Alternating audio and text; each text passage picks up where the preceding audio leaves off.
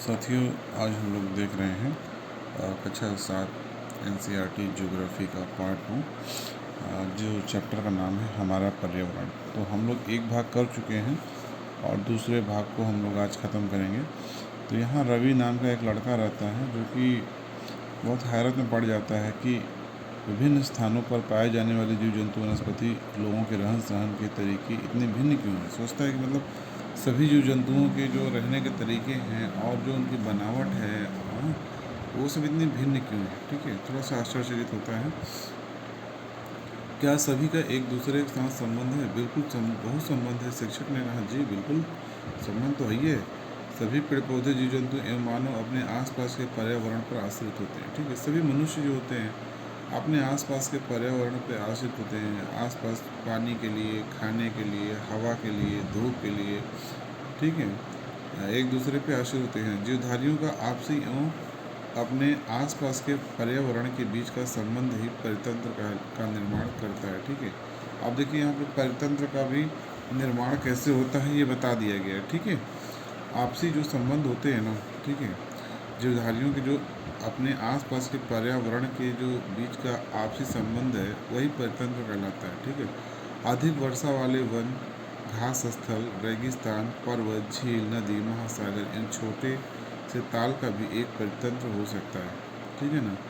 अब यहाँ पे जो बता रहा है, घास स्थल हो गया, चाहे रेगिस्तान हो गया, पर्वत हो गया, झील हो गया, नदी हो गया, महासागर एवं छोटे से ताल का भी एक परितंत्र हो सकता है, मतलब एक दूसरे से रिलेटेड हो सकती हैं। क्या आपको लगता है कि जिस पार्क में रवि एवं उसके मित्र खेलते थे वह भी एक परितंत्र बनाता था? जी बिल्कुल बनाता था। ठीक है, वो भी डिपेंड करता था आसपास के लोगों से, और लोग डिपेंड करते थे उससे। ठीक है, तो परितंत्र का निर्माण हुआ कि नहीं हुआ। अब देखिए साथियों, प्रत्येक वर्ष 5 जून को विश्व पर्यावरण दिवस मनाया जाता है। ठीक है, अब 5 जून कब है? आ ही रहा है, मतलब ठीक है, आज लगभग आज 31 मई है, तो 6 दिन बाद जो है आपका पर्यावरण दिवस होगा, विश्व पर्यावरण दिवस मनाया जाएगा। कब? 5 जून को। ठीक है, अब यहाँ दिए वस्तु विनिमय पद्धति, यह वस्तुओं की अदला बदली का व्यापार है जिससे धन का प्रयोग नहीं होता है। ठीक है, मानवीय पर्यावरण, मानव अपने पर्यावरण के साथ पारस्परिक क्रिया करता है और उसमें अपनी आवश्यकता के अनुसार परिवर्तन करता है। प्रारंभिक मानव ने स्वयं को प्रकृति के अनुरूप बना लिया था, उसका जीवन सरल था एवं आसपास की प्रकृति से उसकी आवश्यकताएं पूरी हो जाती थी। समय के साथ कई प्रकार की आवश्यकताएं बढ़ीं। मानव ने पर्यावरण के उपयोग और उसमें परिवर्तन करने के कई तरीके सीख लिए। उसने फसल उगाना, पशु पालना, ठीक है, एवं स्थायी जीवन जीना सीख लिया। पहिए का आविष्कार हुआ, आवश्यकता से अधिक अन्न उपजाया गया, वस्तु विनिमय पद्धति का विकास हुआ, व्यापार प्रारंभ हुआ एवं वाणिज्य का विकास हुआ। औद्योगिक क्रांति ने बड़े पैमाने पर उत्पादन प्रारंभ हो गया, परिवहन तेज गति से प्रारंभ हुआ। सूचना क्रांति से पूरे विश्व में संचार सहज और द्रुत हो गया। क्या आप जानते हैं कि आप गर्मी में रसीला तरबूज एवं सर्दी में भुनी हुई मूंगफली खाना क्यों पसंद करते हैं? नेचुरल एंड ह्यूमन इन्वायरमेंट के बीच, मानवीय पर्यावरण के बीच सही संतुलन होना आवश्यक है। ठीक है, मानव को पर्यावरण के साथ समरसता से रहने एवं उसका उपयोग सीखना चाहिए। ठीक है, मानव को समरसता के साथ रहना चाहिए। बोला जा रहा है कि पर्यावरण के साथ समरसता का भाव बना के रखना चाहिए, यानी कि पर्यावरण को क्षति नहीं पहुंचाना चाहिए। ठीक है, आपको जितनी आवश्यकता है उतना पर्यावरण से थोड़ी बहुत चीज़ें एडजस्ट कर लीजिए, ले लीजिए, लेकिन पर्यावरण को हमेशा के लिए ख़त्म मत करिए। ठीक है ना। अब रवि की कक्षा में मिजोरम की एक लड़की है, ठीक है, नूरी, वह अक्सर अपने स्थान की हरियाली की बात करती है। खेल का मैदान नष्ट होने के कारण रवि की उदासी देखकर नूरी ने उसे अपनी छुट्टियों में अपने घर मिजोरम आने को कहा। रवि के शिक्षक ने सभी बच्चों को कहा कि छुट्टियों में वे जिन स्थानों पर जाएंगे वहाँ के भूदृश्य, घरों एवं लोगों के क्रियाकलापों का चित्र बनाकर लाएं। ठीक है, देखते हैं। तो साथियों, हमारा ये चैप्टर नंबर 1 हो गया ख़त्म। अब इसमें है प्रश्न, हम देखते हैं प्रश्न क्या, परितंत्र क्या है। ठीक है ना।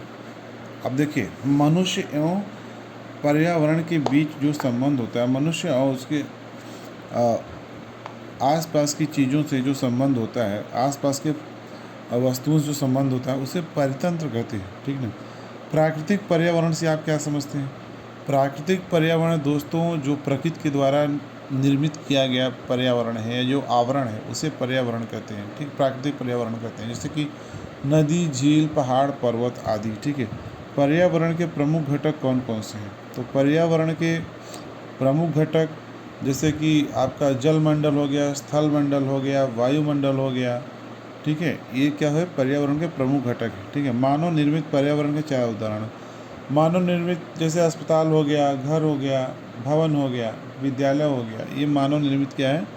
पर्यावरण है, ठीक है। मानव द्वारा जो भी निर्मित है चीज़ें उसे उदाहरण दे सकते हैं, बस स्टैंड हो गया, रेलवे स्टेशन हो गया, ठीक है। ये सब मानव द्वारा निर्मित पर्यावरण है। स्थल मंडल क्या है? ठीक है, स्थल मंडल, ठीक है, स्थल जो पृथ्वी की भू प्रॉपर्टी है जिस पे कि मनुष्य रहता है, ठीक है, चलता है फिरता है, वही स्थल मंडल है, ठीक है। जीवी पर्यावरण के 2 प्रमुख घटक क्या हैं?